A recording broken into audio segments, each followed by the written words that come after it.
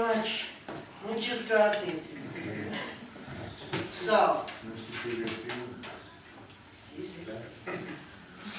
we have time for some questions, some comments. I would ask people, because we are quite a big group, to keep their contributions to not more than 3 minutes, so we can get as many people in. So, can I see who wants to start? You can speak for 30 seconds. I'd just like to ask, how do you see the struggle of indigenous people relating to the struggle of the working class of the post-period? O sea, ¿cómo ves la lucha de los indígenas relacionado a la lucha obrera? Okay, we take... Bueno, Pero ya, más preguntas. Sí. Anybody else at this point? Could you say something about the sort of right-wing evangelical groups, because they seem to have more power in Latin America now than I've ever seen in the past. Particularly Bolsonaro in Brazil, he used these groups very effectively. And I wonder whether he has any comments on that, because do they work with the indigenous as well? Okay, first of all, déjame hablar en español para Hugo. Primeramente, no me gustaría que tú supieses que uno de tus libros fue muy importante en la juventud, no solo vi, pero que del movimiento estudiantil en Brasil en Río de Janeiro, entonces es una honra estar acá con usted. Y la pregunta, ¿in English or Spanish? I think he probably can't hear you anyway, so you might just want to... I think that answers it's similar to that one about the right wing, but I would ask about the other side, the reorganization of the left. We are seeing new right-wing governments, Bolsonaro in Brazil, and now what's going on is not a government, but an attempt on intervention in Venezuela. So there's a new right in Latin America. But we are seeing a reorganization in the left as well, that this left must differentiate themselves of the old left that applied austerity, as you said earlier, but mainly fight, struggle against the new far right. What are you seeing as the new players of this reorganization? As example, in Venezuela, we have in one side Maria Socialista with a policy, and in the other side we have Stalin Perez and Luchas with a completely different, completely opposite one. How do you see the balance of the forces of the left in Latin America in this new landscape that we have there?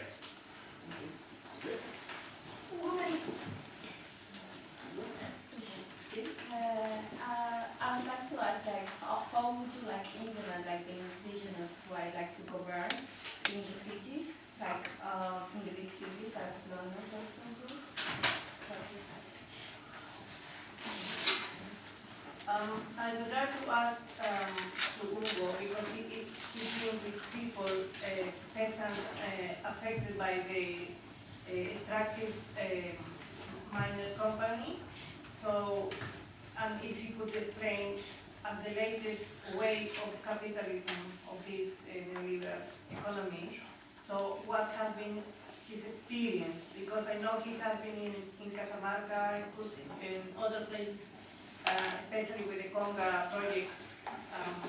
So, if he can explain how people is affected. That's enough? I think that's enough for what? Ya, ¿esto primero? bueno, tanto la clase obrera como las poblaciones indígenas están contra el sistema, ¿no? Uno lucha, la clase obrera lucha contra las grandes transnacionales que son las que gobiernan el mundo ahora, y el campesinado y el indígena también lucha contra las grandes transnacionales que están depredando la tierra. Entonces, la lucha de ambos coincide. I think workers and indigenous people have the same enemy, which are the big transnational companies, and in that sense we have much in common. ¿Algo más sobre eso? Nada más. ¿No? Short and sweet. Esto, no sé si sabes mucho de esto, pero como Brasil ha sido muy afectada por los evangelistas de derecha que han ha llegado al gobierno de Bolsonaro. Eso se ve en otras partes de Latinoamérica y están afectando mucho a comunidades indígenas.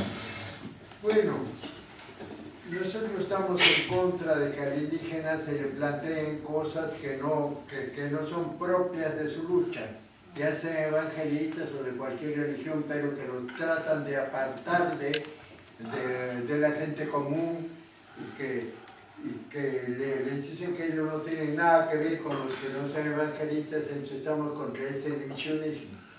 I'm against the kind of divisions that are created with evangelist communities when they kind of try to separate some indigenous communities from others, which does happen in all around Latin America. When they say that evangelists should not be mixing much with non-evangelists and so on, things that are separating indigenous from their, I suppose, traditional ways and from between each other. Ya, no, eso era eso. Sobre una nueva izquierda, dijiste marea socialista, ¿no? En Venezuela. Marea y lucha, sí, two opposite that came from the same point a few time ago, but I think they reflect the two different tendencies in the left nowadays in Latin America, in a way. Okay. So how does he see the reorganization of the left? I just use those as examples in Venezuela. Hay una reorganización de la izquierda en Latinoamérica. Bueno, no veo yo que haya reorganización. Lo que veo es que ahora en el Perú, por ejemplo, no hay partidos fuertes de izquierda que luchen, sino que por cualquier motivo la gente en general se reúne y organiza protestas colectivas, ¿no? Eso yo lo veo como positivo, es decir, no, pueden haber partidos de izquierda o no, pero esa movilización de la gente que por cualquier motivo de injusticia se reúne y hace grandes mítines en Lima o en otras partes, eso es positivo. I think maybe Jeff would be better placed to answer the question about Venezuela, but I think that from the perspective here is that in Peru, for example, you don't have any strong left parties at the moment, but what you do have is you have a lot of social movements and a lot of organizing around specific issues and against specific causes, and I think that a lot of people are getting involved, and that's something positive.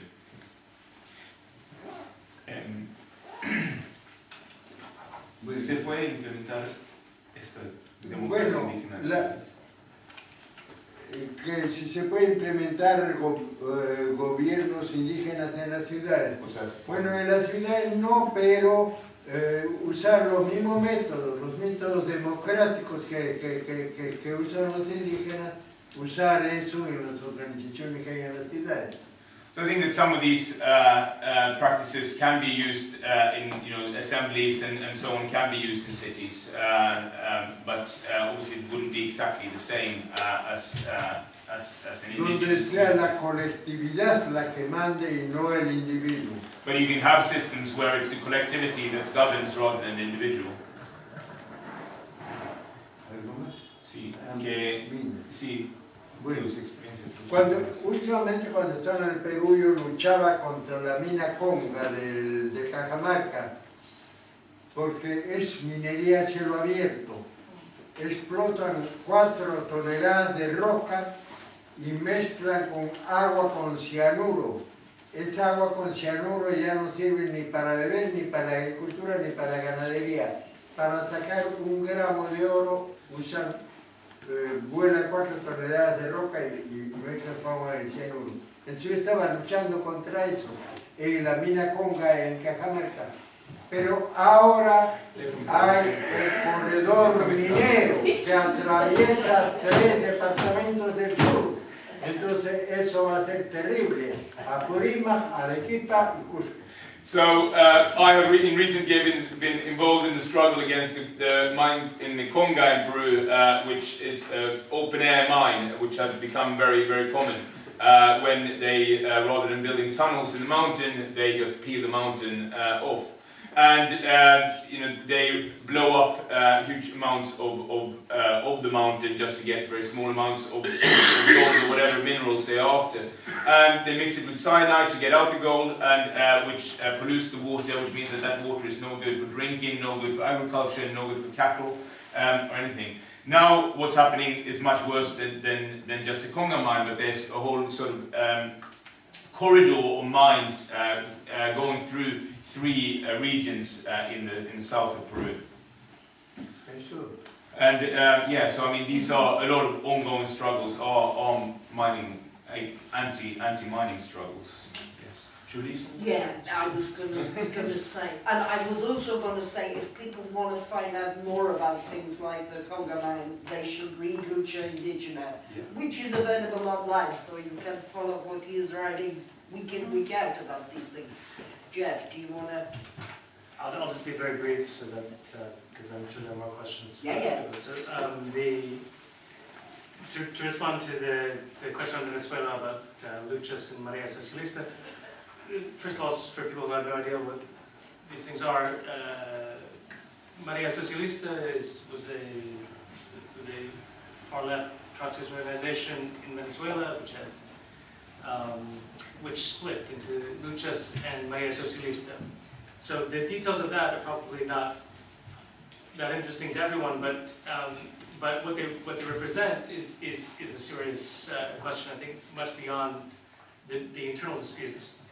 So, as a point of reference, they started out inside of the United Socialist Party of Venezuela, which was under Chavez. It was formed by Chavez from above the United Socialist Party of Venezuela. They joined it with the idea that they would contribute to independent currents inside of it, which were critical of Chavismo, but which were within Chavismo, trying to push it to the left. They stayed in that party for a long time, and then I can't remember when the split happens. It's not important. A few years ago, but the point is that Maria Socialista, which is a socialist tide, a socialist wave, started to see a degeneration, a bureaucratic ossification of the process of the Bolivarian Revolution, and in particular the United Socialist Party of Venezuela, and therefore could no longer see life internal to that process, and decided to be a left opposition outside of it, for a number of reasons. Luchas split from Maria Socialista and stayed within the Chavez administration, and now is a very, very close defender of Maduro as well. So in the current context, I'll just give you 1 second on the current situation in Venezuela, because I think Maria Socialista, and I've been to Venezuela several times. I talked to both of these camps when they used to be one camp. And I'm personally much closer to the Maria Socialista line, but this does not mean that I agree with everything they do. But what's important about their line is that they have an explanation for the massive crisis in Venezuela. And they don't pretend that there isn't a crisis in Venezuela, which isn't a product merely of imperialism and merely of the economic actions of the Venezuelan capitalist class, but an internal crisis of the process of the Bolivarian Revolution, through the creation of a bureaucracy, including the army, inside the state, which is accumulating its own capital through that process. And it is those interests which Maduro fundamentally represents in this view. And so they are fundamentally opposed to imperialist intervention, but they are also suggesting that popular mobilization against Maduro cannot be reduced to the coup attempt symbolized by Juan Guaido, and that there are genuine struggles against the detriments of livelihood, 3 million people having fled the country, hyperinflation at over 1 million %. The economy is half the size as it was in 2013. It is natural that the popularity of the government has fallen in most polling to around the mid-20s, which is very, very low for the Bolivarian process. Not low by comparative standards, but in the Venezuelan context, very low. And 70% of the population, more or less, in the most reliable data we have from November of last year, would favor a negotiated process through which Maduro is replaced. But they are also very, very strongly opposed, a very, very strong majority of the population, to any kind of military intervention, whether it's by the Venezuelan military or whether it's by external intervention. The Colombians, the Brazilians acting on behalf of the United States or the United States directly. That took me longer than but that's more or less my position. But they made an error. They made quite a serious tactical error, I think, in that they met with Juan Guaidó after he declared himself interim president. But they did so explicitly. I mean, it has to be said because often this is not said. They did so explicitly with a press conference beforehand saying, we do not recognize Guaidó as the president. We're not meeting him as the president. We're meeting him as a democratically elected representative of the National Assembly, not democratically elected as the leader of the National Assembly, but in a rotational system. He is the leader of the National Assembly. And they suggested that there would need to be a negotiation in order to institute the constitutional process for a popular referendum, which is legal in the Bolivarian Constitution 1999. But this was a tactical error in my view because it lent legitimacy and cover to a person who had just illegally declared himself president of the country with the backing of Donald Trump. That was a mistake. Yeah. Okay, so I'll take another round of questions. Okay. Thank you very much. I feel privileged to come here and to sit and hear you talking about history. I'm from Bolivia. I was not aware of I feel very bad about Peru because Peru is next door. I'm from Bolivia. So in Bolivia we had in 1952 we had a revolution. I don't know if you're aware of that. We had a revolution that implemented the second most radical revolution in the world. So the 1917 was in Russia, 1952 was in Bolivia. I don't know when the agrarian reform he was talking about in Peru, when was that, to be able to put it in context. So I would like to know what influence the Bolivian revolution had. So in regards to the indigenous mobilization. So in 1952 we had implemented Trotsky's transitional program, which means we had a more radical reform and constitution at the time. So what happened then? What happened? See, if we had the 1952 revolution, the most radical revolution, what happened since then? So in 2000, Bolivia came back to the news with the water war, which was the first defeat of neoliberal policies, which was privatization, no way back. So Bolivia managed to punch a hole. And we had Evo Morales, an indigenous leader that became president, and he was a peasant as well, so the Compalero leader. And it is very important, Jeff, that you get your facts right, because if people don't have the knowledge and information, I went to Bolivia, in Bolivia I got family, I'm linked to Bolivia politically, and I think it's important to understand what the techniques is and what the right wing have tried to make it look. They try to make it look that Evo Morales is caused by indigenous people, that indigenous people don't want the highway in the Tifni, which is the opposite. It was indigenous people that put Evo Morales in place and indigenous people that are demanding that road.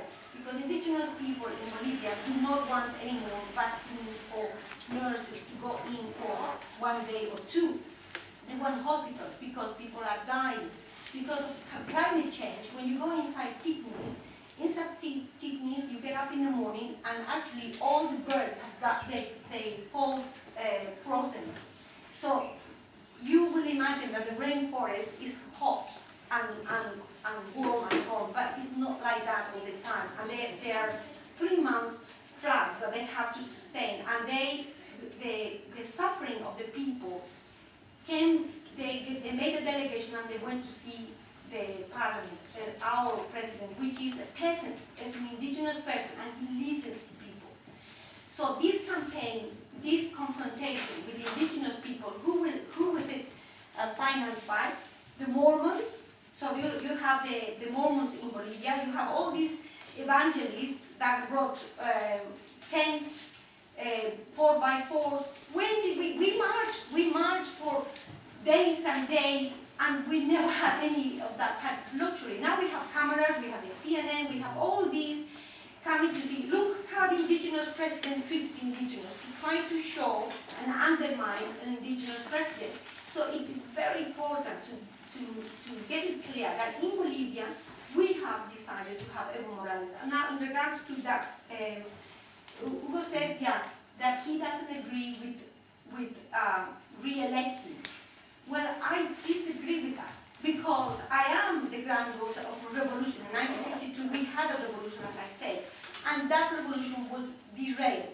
Was derailed precisely because humanity, not indigenous people only, but humanity, we have all sorts of characters, like in Ecuador. We have all these people that lay low, and they pretend to be revolutionaries. Once they've been elected, they derail the revolution. And that's what happened in Bolivia in 1952. So that's what happened in Ecuador. And this is the danger, and this is why we decided in Bolivia to have Evo Morales as a candidate again. Not nominate him the president, but as a candidate, and people will vote if they want. And we want it to go again because the economy and the country is going in the direction we want. The one final point is to do with the transfer of technology, and this is to do with climate change. Now, the imperialism went to Latin America and Africa and exfoliated to all the benefits. And where are all these technology? They're stored in universities.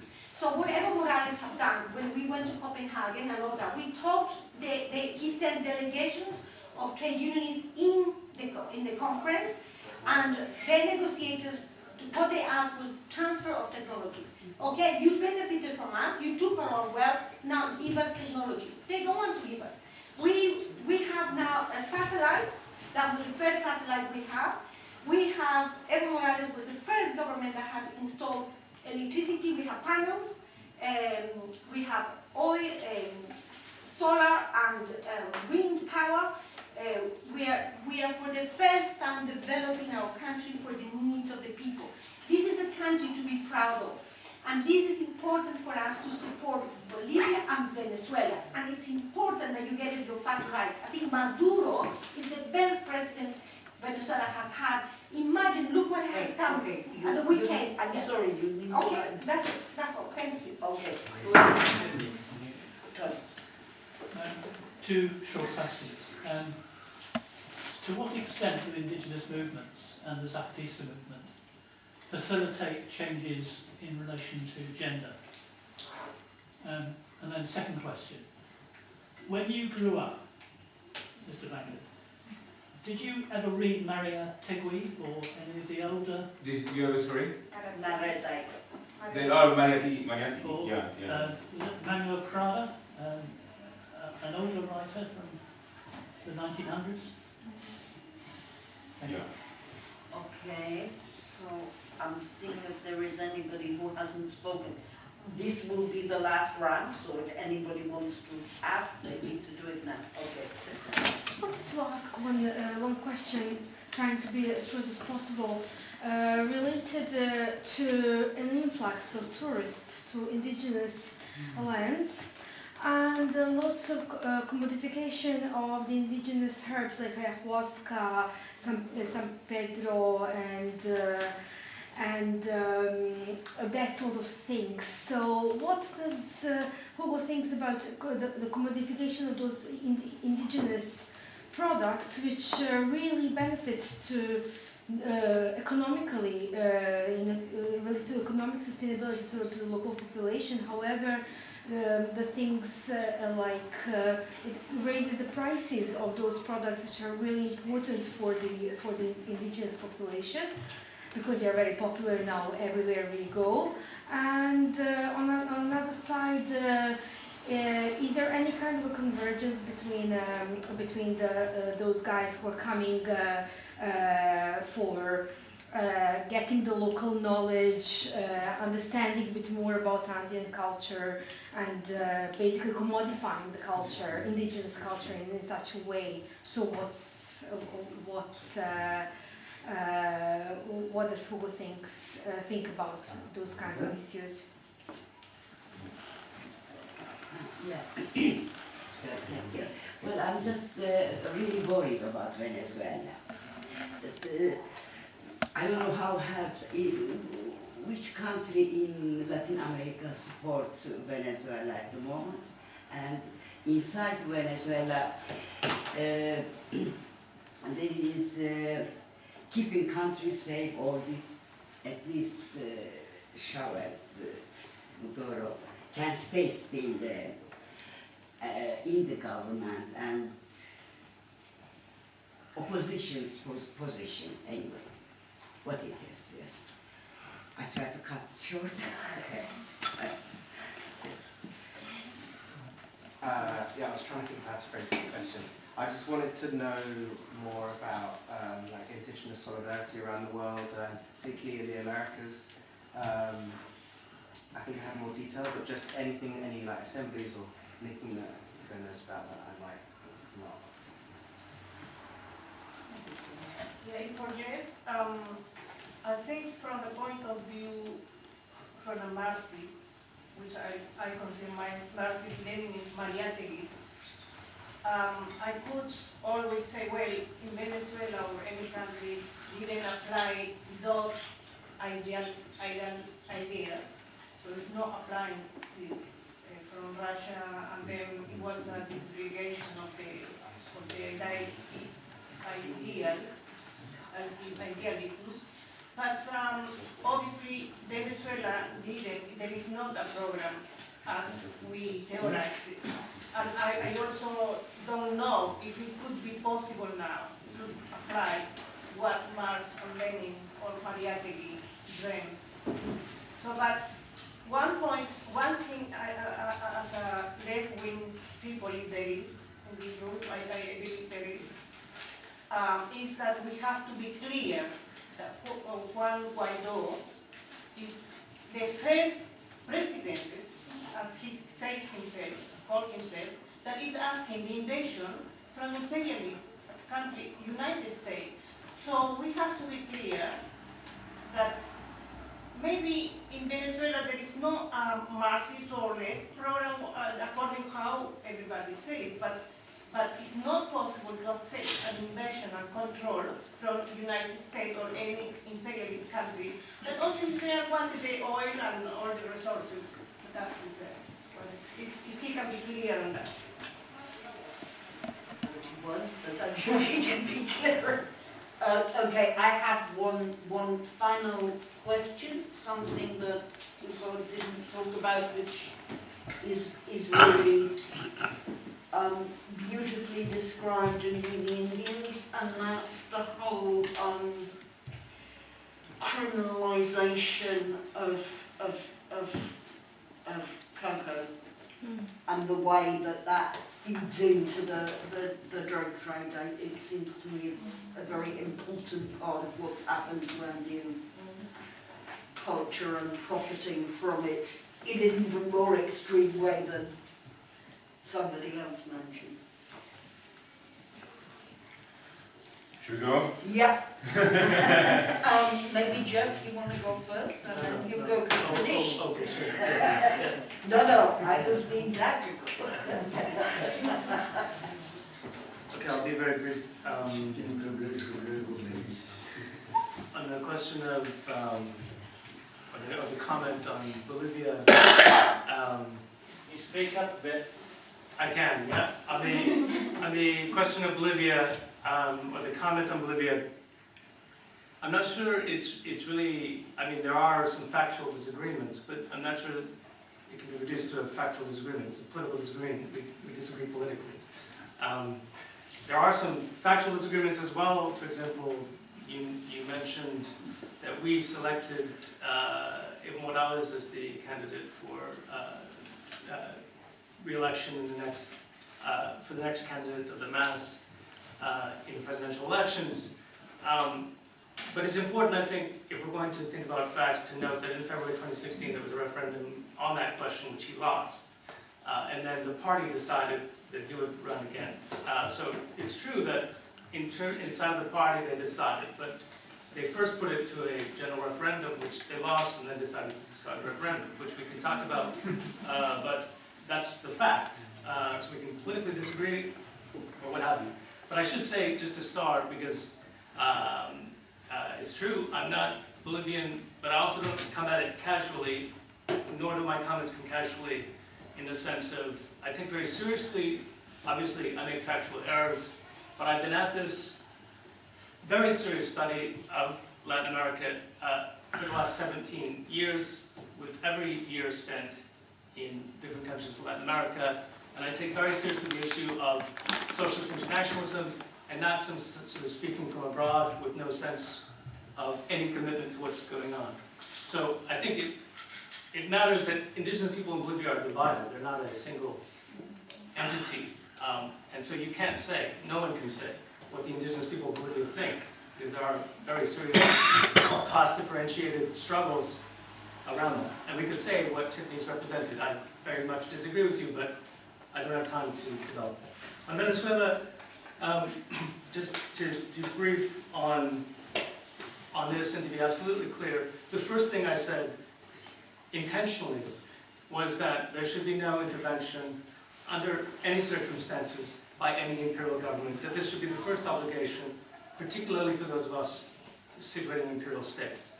Now, the disagreement I have with those on the left who say that that's where we have to end our conversation and that should be satisfying to everyone is, I think, deeply problematic, because if you think about socialism as an international project, it matters greatly what goes on in Venezuela, not just for Venezuela, but for the idea and prospects of socialism around the world.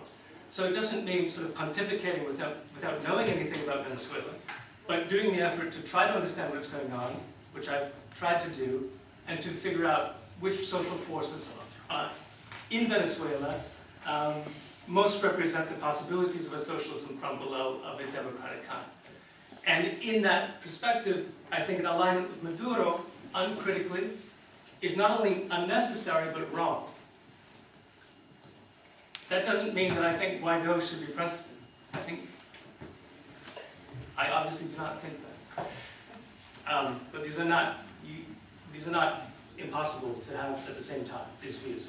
There's a legitimate debate to be had, but that's my perspective. Thank you, Jeff. Hugo. La reforma agraria del Perú fue influenciada por la revolución boliviana. No. Son dos procesos diferentes. Allá ha sido un gobierno el que ha hecho la reforma agraria. En el Perú fue la gente de abajo que hizo su reforma agraria. O sea, dos cosas diferentes. So that in Bolivia it was the government that implemented the land reformers. In Peru it was the people that did it, the farmers that did it. Y ha preguntado si los zapatistas... Perdón, hay un error. Pero Él dijo, está bien, pero no sí, creo... pero dijo que él no quería participar de la reforma agraria porque era por los militares. Entonces, Sorry, we can't do this. We have to finish. You can have a conversation. That's okay. Después so, was the question about Zapatistas and the influence on feminism, is that right? Yeah. Que si los zapatistas y otros grupos indígenas han influenciado el feminismo en América Latina. Bueno, los zapatistas son feministas, pero ellos no... O sea, no es uno de sus puntos fundamentales. El feminismo es una corriente que últimamente está en todo el mundo, ¿no? Fundamentalmente fundamentalmente en Argentina hubo un fuerte movimiento por el aborto legal y gratuito, ¿no? Entonces yo respeto mucho esa lucha antimachista, pero en especial los zapatistas sí son feministas, ¿no? Respetan respetan el derecho de la mujer, también hay dirigentes mujeres, etc. Pero no podemos decir que haya influenciado potentemente. So, yeah, was recognizing that Zapatistas have a lot of feminist influences, that it's one of the political currents within Zapatismo. I don't think we can say that they have influenced feminism more broadly in Latin America. That this has perhaps been most visible in Argentina and Chile with the pro-abortion manifestations in recent years. Después ha preguntado si tú has sido influenciado por Mariátegui y Manuel Prada, ¿no? ¿Ha dicho? Sí. Bueno, por Mariátegui sí, pero por Manuel Prada ha sido un presidente burgués. No, González Prada, pues. González Prada, sí, por supuesto. Ya. ¿Y Mariátegui cómo? Mariátegui, sí, por supuesto, porque es un gran pensador peruano y ha influido en toda la izquierda actual, podemos decir. Y también ni hablar. Mariátegui has absolutely been a huge influence. I believe you've been a member of Mariátegui's parties in the time, and it has, you know, Mariátegui still has a huge influence on the Peruvian left. González Prada. González Prada. No Manuel Prada. Él lo ha dicho. González Prada. Sí, sí. También. Sí, yeah. Both. Si el turismo en zonas indígenas y también la comunicación, o sea, el vender productos a Europa y a países ricos de productos indígenas, ¿es algo bueno o malo? Bueno, eso está en manos de los comerciantes. Son los comerciantes, las grandes transnacionales las que hacen eso, ¿no? Entonces, el turismo, bueno, no se hace turismo al espíritu indígena, ¿no? Sino, claro, lo pintoresco, que esto, que el otro. Entonces, generalmente es gente negociante, ¿no? Pueden ser de los mismos indígenas, pero gente que hace negocio con eso. So, about commodification, that it is often larger companies that benefit from this commodification, so it doesn't really have a huge positive influence. And like you said, it can increase the prices of products, which certainly has been the case with quinoa, I know. But with tourism, it's generally not aimed at visiting what was the spirit of the indigenous. So, as such, although there are many people who are indigenous, maybe that are involved in the tourism industry, nor does it have a particularly positive influence necessarily. Esa pregunta fue sobre si hay mucha solidaridad, actividades, supongo, entre comunidades indígenas o entre Sí, hay distintas algunas luchas. conexiones, pero no hay algo establecido previamente. A veces se conectan uno con otro. Internacionalmente también. ¿Cómo? Internacionalmente también. Internacionalmente también a veces. So, limited, I'd say, is the answer, but there are, some events and so on. Pero desgraciadamente todo eso es manejado por una cuantas personas que pueden ser indígenas, ¿no? Pero no es la colectividad con la que actúan. And those kind of events are often managed by, a few individuals who are taking the initiative to do that, and they are not maybe driven by the collectivity as much indigenous organization is.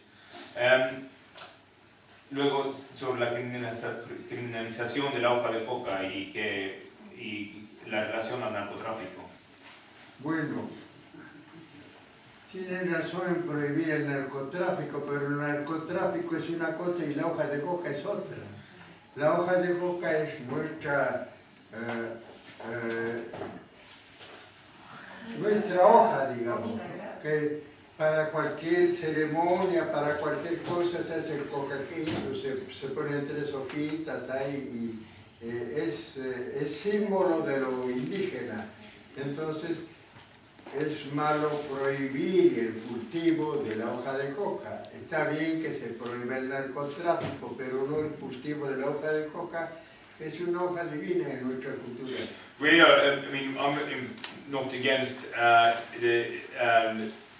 the narcotics being illegal, but also in legalizing the coca leaf, that is a huge attack on indigenous culture, because it fills a very important role in Andean culture in many ways, as medicine and ceremonial. No hay bautizo sin coca, no hay matrimonio sin coca, no hay ningún acto especial sin coca. There's no ceremony, christening or baptist or marriage or anything without the coca leaf behind it. So it's a very important plant for us. No hablo de la Coca-Cola. Not talking about Coca-Cola.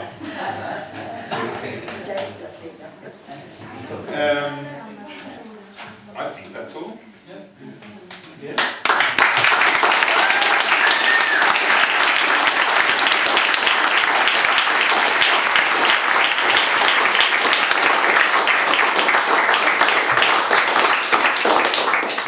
Okay, thank you very much. Please go and look at the bookstores. If you haven't got both books, I really recommend you don't leave here without them.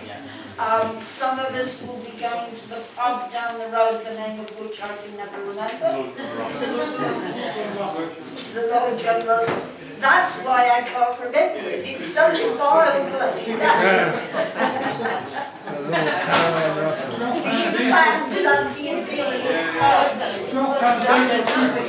What?